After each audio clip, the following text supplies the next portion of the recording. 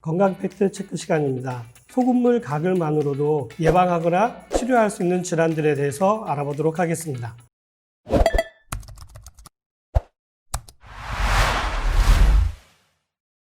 예로부터 아주 귀한 것을 금과 같다라고 얘기들 많이들 하시잖아요. 그래서 아주 소중한 금 3가지가 있는 거 잘 알고 계시죠? 누구나 좋아하는 황금이 있고요. 그리고 우리 몸에 꼭 필요한 소금이 있고요.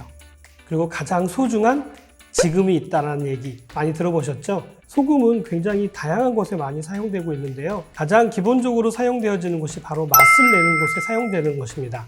어떤 음식의 본연의 맛을 나타내기 위해서는 반드시 소금이 들어가야 되는데요. 이때 들어가는 그 맛을 뭐라고 얘기하냐면 밑간이라고 합니다. 다음은 저장을 위해서 사용하는데요. 이런 것을 염장이라고 합니다. 그래서 여러 가지 미생물의 번식을 억제해가지고 오랫동안 보관할 수 있도록 하기 위해서 소금을 넣죠. 된장, 고추장, 간장에도 전부 다 소금이 들어갑니다. 다음으로는 소금으로도 예술 작품들이 만들어지는 거 알고 계시죠? 여러 가지 물감을 들여가지고 그림을 그리기도 하고요. 조각 작품을 만들어내기도 하고요. 철을 강하게 재련할 때도 소금이 필요합니다. 이러한 소금 중에 많은 분들이 착각하고 계시는 것 중에 하나는 천일염이 우리 몸에 좋다 이렇게 알고 계신 분들이 굉장히 많으시더라고요. 정말로 천일염이 우리 몸에 좋을까요? 천일염은 먹을 수 없는 소금을 천일염이라고 하는 겁니다. 주로 공업용으로 사용되죠. 그래서 소금 포대를 보시면 식용이라고 써 있는 것이 있고요. 공업용이라고 써 있는 소금이 있습니다. 이러한 천일염이 대량으로 생산되어지는 것은 불과 100년이 되지 않습니다. 일제시대 때 무기를 만들기 위해서 많은 소금이 필요했었고요. 그래서 우리 서해안에다가 염전을 만들어가지고 소금을 생산해낸 것이 바로 천일염이라고 하는 것입니다. 이러한 천일염은 우리나라의 전통 방식이 아니고요. 동남아시아에서 사용되어지는 대량으로 소금을 만들기 위한 방법으로 일제시대 때 일본이 들여왔던 문화입니다. 천일염이 먹을 수 없는 소금이라고 말씀드리는 데는 이유가 있습니다. 첫 번째 이유는요. 굉장히 우리 몸에 해로운 물질들을 많이 함유하고 있다는 사실입니다. 소금은 반드시 간수를 빼야지만이 먹을 수 있는 소금이 되는 것입니다. 두 번째 이유 중에 하나는 천일염을 만드는 곳입니다. 바로 염전에 문제가 있는 것인데요. 타일을 붙일 때 시멘트를 같이 섞어서 붙였기 때문에 나중에 물이 차고 들어오게 되면 시멘트 독이 같이 올라오는 거죠. 이게 문제가 된다는 걸 알게 돼서 이제는 뭘 깔고 있냐면 우레탄을 깔고 있습니다. 이 우레탄은 소금물에는 강한데 햇볕에 약합니다. 그래서 이제 껍질이 벗겨지어서 일어나는 거죠. 그리고 소금을 가장 많이 사용하는 장소 중에 하나가 바로 맛을 내기 위해서인데요.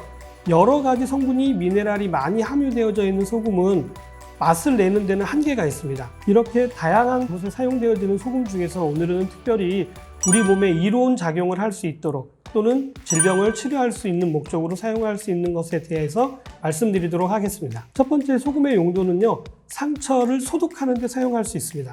염기가 있을 경우에는 많은 세균들이 번식하지 못하는 경우가 많기 때문에 소독하는 그런 작용을 나타낼 수 있습니다. 다음으로는 해열 작용입니다.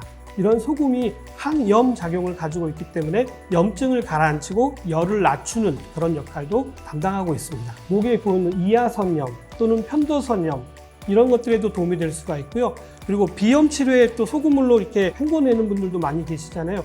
그럴 때도 많이 사용할 수 있습니다. 다음으로는 충치를 예방하는 데도 도움이 될 수가 있고요. 소금으로 양치를 했던 거 많이들 알고 계실 겁니다.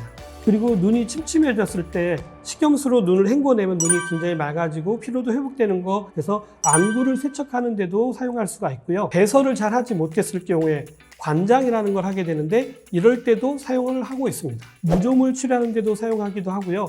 피부병이 있었을 때도 사용을 하기도 합니다. 이렇게 다양한 곳에 사용되어지는 것이 바로 소금인데요.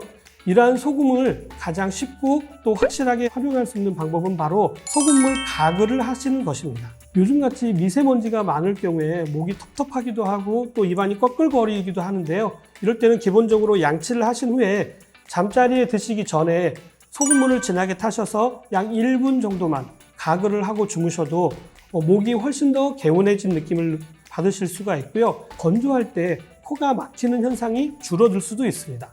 그리고 충치도 예방할 수가 있기 때문에 적어도 주무시기 전에 한 번만큼은 소금물 가글을 하시는 게 도움이 되고요. 아침, 점심, 저녁 양치 후에 하시는 것도 굉장히 큰 도움이 되실 수 있습니다. 오늘은 어떠셨나요? 소금의 다양한 활용법에 대한 얘기를 해드렸는데요.